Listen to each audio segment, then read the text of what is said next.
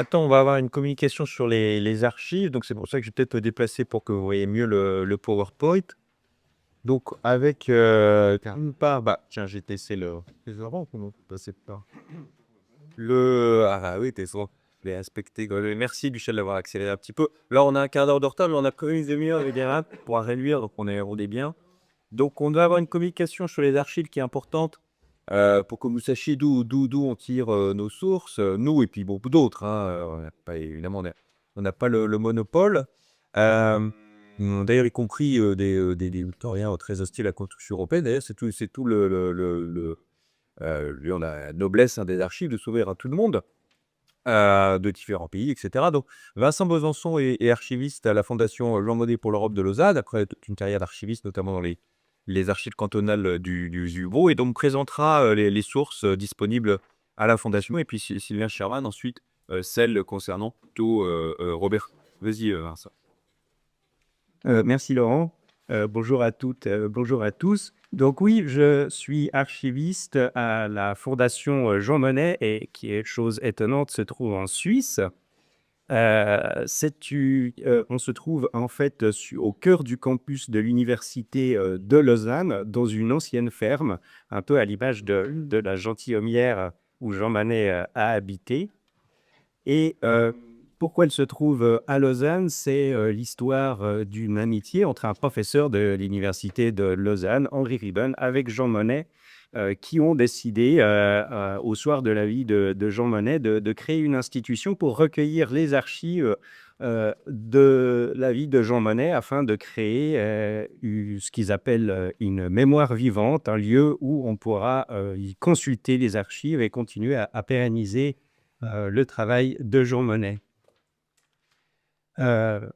La Fondation a donc les archives de Jean Monnet, mais possède également environ 70 autres fonds de personnalités qui ont contribué à la construction et à l'intégration européenne. Beaucoup d'anciens du plan, notamment. On peut parler justement de Pierre Ury ou Van Helmont. Il y a également Robert Marjolin ou encore Robert Triffin. Euh, La Fondation Jean Monnet, c'est également un lieu de réflexion. La Fondation organise des conférences et des colloques sur différents sujets d'actualité, principalement autour des problématiques de la construction européenne. C'est également un lieu qui édite des ouvrages, une collection qui s'appelle la collection des Cahiers rouges, une collection académique qui publie des travaux de recherche ou des témoignages, des éditions de sources. Et on peut voir ici quelques éléments dont Alessandro a parlé, notamment l'édition de la correspondance entre Jean Monnet et Robert Schuman. Euh, il y a aussi également une production en bleu qui a une vocation, là aussi, d'évoquer les problématiques actuelles. La Fondation a également des bourses de recherche pour les doctorants, qu'elle accueille chaque année entre 4 et 6 doctorants. Et finalement, les archives et les sources. Donc, sur Robert Schuman, on retrouve dans les archives de Jean Monnet, qui sont extrêmement volumineuses, c'est 150 mètres de papier dans les archives Monnet. Mais la Fondation a également un fonds dédié à Robert Schuman, des papiers qui ont été donnés par Henri Bailler, justement.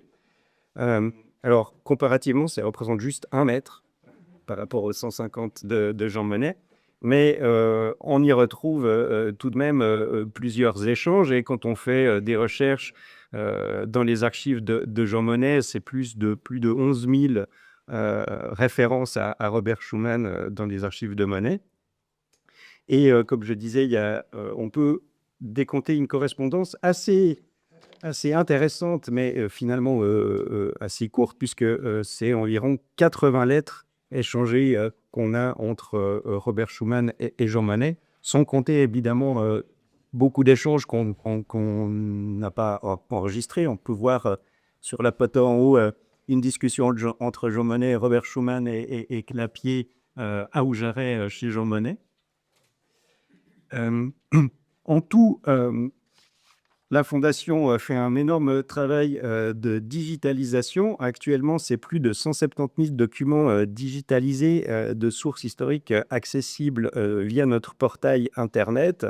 Parmi cela, il n'y a pas que du texte, il y a également plus de 10 000 photographies et plusieurs milliers d'heures d'enregistrement audio et vidéo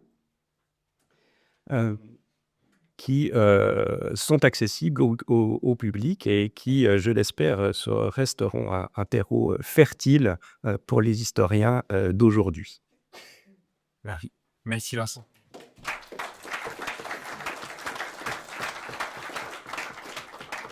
Immeuble enchaîné.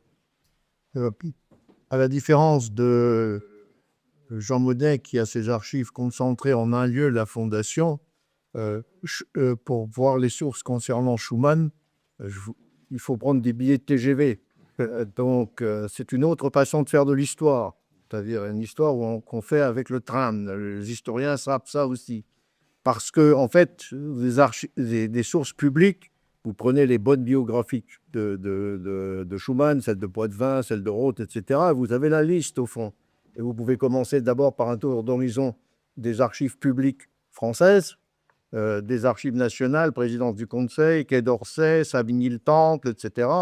Donc, tout ce qui est carrière nationale de Robert Schumann. Vous allez ensuite aux archives de l'Assemblée nationale, avec cette longue vie de député, beaucoup de choses sur ses interventions. Son travail en commission se trouve là. Puis ensuite, vous allez, pour finir, aux archives européennes. Florence ou Luxembourg, c'est exactement le même fonds que vous trouvez pendant sa période de présidence du Parlement européen. Et puis ensuite, si vous voulez aller plus loin, vous allez à l'étranger, vous allez à l'Auswärtiges et trouver pas mal de fonds qui intéressent le personnage Schumann. Vous allez au Foreign Office, les discussions avec les Britanniques, notamment comme ministre des Finances, ont été quand même intenses. Et donc, voilà, vous faites ça si vous voulez. Vous allez à la Farnesina et vous trouverez des éléments sur Robert Schumann. Moyen a été concentré au niveau de l'archive publique. Et puis ensuite, vous avez un deuxième élément, c'est les archives départementales de la Moselle, où vous avez tout ce qui est vie politique du département. Vous avez ce qu'il a remis lui, c'est-à-dire on trouve là-bas des préparations de conférences, on trouve des préparations d'intervention au Conseil général, parce que j'en ai pas parlé, il est aussi conseiller général de son département. Ça, c'est les archives départementales et un certain nombre de papiers privés qu'il a bien voulu donner aux archives départementales. Le problème, je vais peut-être sensibiliser le public à ce que c'est que la recherche historique avec toutes les interrogations qui vont autour. Le problème qu'on a avec Robert Schumann, c'est son type de vie, ses types de réseau et la façon dont s'est passé son héritage.